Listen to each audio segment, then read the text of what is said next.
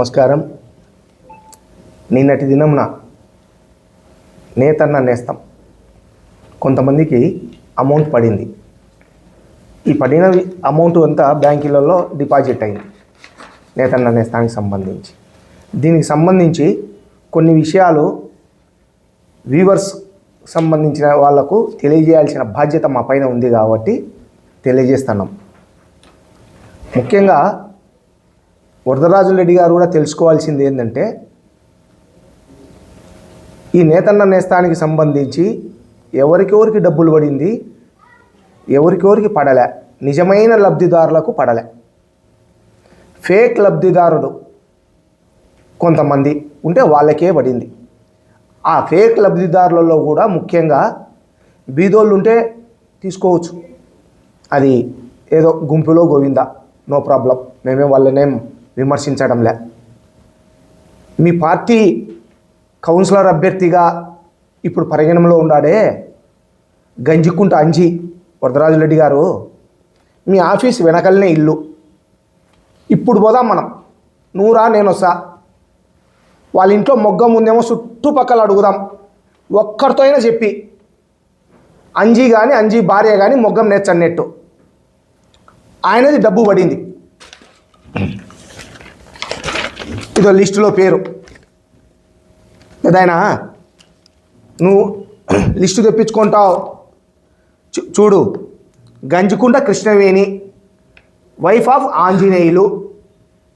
ఎవరైనా 25,000. ఈయన మొగ్గం నేసే వనార్లో ఉండాడా పెద్ద ఆయన కానీ ఆయన భార్య కానీ ఆ సిస్టంలో ఉండారా? మొగ్గం నేసే విధానం ఉందే వాళ్ళకు. అందులో కూడా కమిషనర్కి కానీ వెల్ఫేర్లకు డైరెక్ట్ నువ్వే ఫోన్ చేసి చెప్పినావు మా వాళ్ళందరికీ చెయ్యని. ఏం వీళ్ళేనా మీ వాళ్ళు? ఇంకొకరు కూడా అంజీ సడుగుడు, చౌడం పద్మావతి, ఆమె టీచర్గా పనిచేస్తుంది. వాళ్ళ భర్త కర్ణాటక బ్యాంకులో గోల్డ్ అప్రైజర్గా పనిచేస్తున్నాడు. మొగ్గం నెయ్యరు, మొగ్గం ఉందేమో చూడు ఇంట్లో. బీదోళ్ళకి ఇప్పి మొగ్గం లేని వాళ్ళకు మేము వద్దన్నామా? ఇటువంటి వాళ్ళకు 4 చేతులకు 4 ఉంగరాలు, ఈ 4 ఉంగరాలు దండలు ఇంతింతలా వేసుకునేవానికి మీ కౌన్సిలర్ అభ్యర్థిగా అని చెప్పుకుంటున్నాడే, ఇతనికి ఎట్లా ఇప్పించినావు నువ్వు? నువ్వు ఏ విధంగా ఆఫీసర్లకు ఫోన్ చేసి చెప్పినావు? ఇంకొకరు సోమా బాలయ్య, అతను ఒక వార్డు కౌన్సిలర్గా పోటీ చేయాలని ఉన్నాడు. సోమా బాలయ్య కొడుకు సంబంధించి రజకులకు ఇప్పించినాడు. అతనికి ఉండేది రజకులు. ఎవరి రజకులు? రజకులు ఏమన్నా మొగ్గాలు నేస్తున్నారా? చేనేత పని చేస్తున్నారా? కనీసం పవర్లు మున్నెప్పి మేమేం వద్దనిలే, ఏం బీదోళ్ళు తీసుకొనిలే, అసలు సంబంధం లేదు. ఎవరు ఇల్లు? వాళ్ళ పేరు కూడా పల్లా రామాంజనేయులు, బాలాజీ రజకులు, శ్రీనివాసులు రజకులు. మొగ్గం నేర్చంటే ఇవ్వాల్సిందే, మొగ్గం నేయలే. ఇటువంటి వాళ్ళకి ఇప్పించే బదులు సోమా బాలయ్య కొడుకు ఫ్రెండ్స్ ఇల్లు. ఏమయ్యా బాలయ్య గారు, మీ వీధిలో అమ్మా ఆ వీధి ప్రజలను నేను అడుగుతా ఉన్నా, మీకందరికీ మొగ్గాలు లేవు, మీకు ఎందుకు ఇప్పియలే ఈ బాలయ్య ఈ వరదరాజుల రెడ్డి గారు అని అడుగుతున్నా. అంజీ వార్డులో కూడా అడుగుతున్నా. అంజీ తీసుకున్నాడు, అంజీ మర్దలకి ఇప్పించుకున్నాడు, మీ అందరికీ ఎందుకు ఇప్పియలే అంటనా? ఇప్పియాల్సిన బాధ్యత ఉంది కదా. మీరు కూడా తెలుగుదేశానికి ఓటేసిన వాళ్ళే కదా. అందులో వరదరాజుల రెడ్డి గారు బ్రహ్మాండంగా చెప్తారు, నాకు వ్యూవర్సే ఎక్కువ శాతం ఓట్లు వేసినారని. వీళ్ళిద్దరేనా నీకు ఓట్లేసింది? మిగతా వాళ్ళు వేయలేదా? నువ్వు ఆఫీసర్లకు ఎందుకు చెప్పినావు మా వాళ్ళవి పెట్టి చేయని? నిజమైన లబ్ధిదారులంతా నష్టపోయినారు వరదరాజులరెడ్డి గారు నీ మాట వలన. అంత ఫేకోళ్ళకి వచ్చినాయి. చాలా వరకు ఫేకోళ్ళకు కూడా బీదోళ్ళు ఉంటే ఇప్పి మేమేం వద్దనలేదే. ఇటువంటి వాళ్ళకి ఎందుకు ఇప్పియాలా అంటనా? నీ పార్టీ కార్యకర్తని ఇప్పించినావా? ఇదిగో ఇట్లా బ్యానర్లు వేస్తేనే ఇప్పిస్తాడేమో వరదరాజుల రెడ్డి. ఈ విధంగా బ్యానర్లు వేసినారు కాబట్టి వరదరాజుల రెడ్డి ఇప్పించినాడు. అమ్మ మీరందరూ ఆ వార్డులోళ్ళు ఎవరు ఈయనకు బ్యానర్లు వేయలేదు కదా, ఓట్లు మాత్రం వేసినారు. ఇట్లా బ్యానర్లు వేయించింటే మీకు కూడా నేతన్న నేస్తం మొగ్గం లేకుండా పడేదే తల్లి. రాబోయే ఎలక్షన్స్ వస్తున్నాయి. ఇటువంటి వాళ్ళని కౌన్సిలర్లుగా మీరు ఎన్నుకుంటే ఇదే ఇట్టే ఉంటుంది. మీ పొట్టను కొట్టి మీ నోటిని కొట్టి వీళ్ళు దండుకుంటున్నారు డబ్బులు. అట్లనే ఇంకొక వార్డులో అయితే 15,000 ఆధార్ కార్డు తీసుకొని వస్తే వానికి 10,000 మొగ్గం లేకపోయినా సరే. ఎవరైతే ఇప్పిస్తున్నారో వాళ్ళకు 15,000. ఏమంటే వరదరాజు రెడ్డి మనుషులం మేము చెప్తేనే నేతన్న నేస్తం వస్తుంది, లేకుంటే రాదు అని చెప్పి దండుకున్నారు. ఎంక్వైరీ చెప్పి మా ఎవ్వరే కానీ మీకు ఎవరైతే 10,000 15,000 డబ్బులు ఇస్తే నేతన్న నేస్తం మీ అకౌంట్లో పడుతుందని చెప్పినారు. ఇప్పుడు పడింది మీ అందరికీ. ఒక్కరికి కూడా డబ్బులు ఇవ్వాల్సిన అవసరం లే.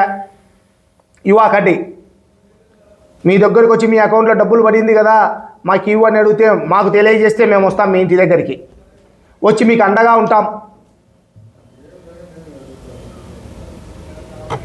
ఇంకొకటి నరసింహాపురం గ్రామం, ప్రొద్దుటూరు మండలం నరసింహాపురం గ్రామం 214 అప్లికేషన్లు ఇచ్చినారు సచివాలయంలో. ఒక్కటి కూడా అప్లోడ్ కాలే. ఎందుకు అప్లోడ్ కాలేదు, ఎందుకు ఎక్సెల్ కడపకు పంపించలేదు అని ఏమన్నా తెలుసుకునేవా ఎమ్మెల్యే గారు? ఆడ డబ్బులు కుదరలే మీ వాళ్ళకు పొద్దున్న నుంచి సాయంత్రం వరకు 10,000 కావాలని మీ వాళ్ళు 8,000 అని లాస్ట్కు 4,000కు సెట్ అయింది. 4,000కు సెట్ అయ్యేసరికి సాయంత్రం అయింది. ఆ వెల్ఫేర్ ఏం చేసినాడు, ఎక్సెల్ తయారు చేయలే. మీ వాళ్ళు చెప్పలే, ఎక్సెల్ తయారు చేయలే. పొద్దున తయారు చేసి పంపించాడు మరుసటి రోజు. అప్పటికే ఆడ క్లోజ్ అయింది, సైట్స్ క్లోజ్ అయింది. ఆ ఊరోళ్ళకి ఒకటి రాలే ఈ రోజుకి. ఎందుకు రాలే? అక్కడ ఉండే మీ నాయకుల ప్రమేయం వలన ఆ 214 కూడా రాలే. వాళ్ళు ఆ ప్రజలు మా దగ్గరికి వచ్చినారు, ఈ విధంగా జరిగిందన్నా అని చెప్పినారు. ఎంత అన్యాయంగా నేతన్న నేస్తంలో ఎవరైతే మొగ్గాలు ఉన్నాయో, ఎవరైతే పవర్లు ఉండే వాళ్ళు కూడా ఇప్పియా వద్దన్నేమా? అందరికి ఇప్పి నీ కార్యకర్త నీ నాయకులకు ఇప్పియాకు. నువ్వు ముఖ్యంగా నీ నాయకుల కోసం వరదరాజు రెడ్డి గారు ఫోన్ చేసి కమిషనర్కు వెల్ఫేర్లకు పెట్టమని చెప్పి ఇటువంటి వాళ్ళకి ఇప్పించినాడు. ఎవరికైతే నేతన్న నేస్తం రాలేదో, ఎవరికైతే మొగ్గాలు లేకపోయినా మీరు అప్లికేషన్లు తీసుకొని పోయి ఆఫీస్ దగ్గరికి పోయి వెల్ఫేర్ సచివాలయాల దగ్గరికి పోయి మీరు ఇచ్చినా తీసుకోలేదో మీరందరూ గుర్తుపెట్టుకోండి. అమ్మా ఎందుకు రాలే మీకు, మీ అప్లికేషన్ ఎందుకు తీసుకోలే? వరదరాజు రెడ్డి చెప్పలే. చెప్పింటే వచ్చింది. ఈ ఊర్లో కనీసం అంటే 12,000 15,000 కుటుంబాలు ఉన్నాయి వీవర్స్కి సంబంధించి. ఏమి ఈ నలుగురే కానస్తున్నారా ఎమ్మెల్యే గారు నీకు? మిగతా వాళ్ళు కానరాలేదా? వాళ్ళకి ఎందుకు ఇప్పిలే? మొగ్గాలు లేకపోయినా ఎందుకు ఇప్పిలే? వీళ్ళకి మొగ్గాలు లేకపోయినా ఎందుకు ఇప్పించినావు? జవాబు చెప్పాల్సిన బాధ్యత నీ పైన ఉంది. నువ్వు ఎమ్మెల్యేగా ఉన్నావు. మొగ్గం లేకపోయినా లెక్క ఎట్లా పడింది వీళ్ళకు? ఎవరికి నేను అడిగేది? అంజి సోమబాలయ్య సంబంధించిన వాళ్ళకు, సోమబాలయ్య కొడుకు ఫ్రెండ్స్కు సంబంధించిన వాళ్ళకు. మిగతా నేను అడగడంలే, బీదోలు పన్నీలే, నో ప్రాబ్లం. ఇట్లాంటోళ్ళకు ఎందుకు ఇప్పించావు? నువ్వు ఇప్పించే బాధ్యత నీదే కాదా? పడిందా లేదా? నేను చూపించమంటే చూపిస్తా, పేర్లతో సహా లిస్టు నా దగ్గర ఉంది. ఇప్పటికైనా మళ్ళా అధికారుల మీద దండయాత్ర చేయండి అంటాడు. అధికారుల మీద కాదు దండయాత్ర చేయాల్సిన బాధ్యత నీ పైన చేయాలా. నువ్వు చెప్పి చేయించినావు వీళ్ళకు. ఇది అవినీతి కాదా? పాపం బీదోళ్ళు ఉన్నారు, ఏదో కూలి పని చేసుకునేవాళ్ళు, వాళ్ళకి ఇప్పి.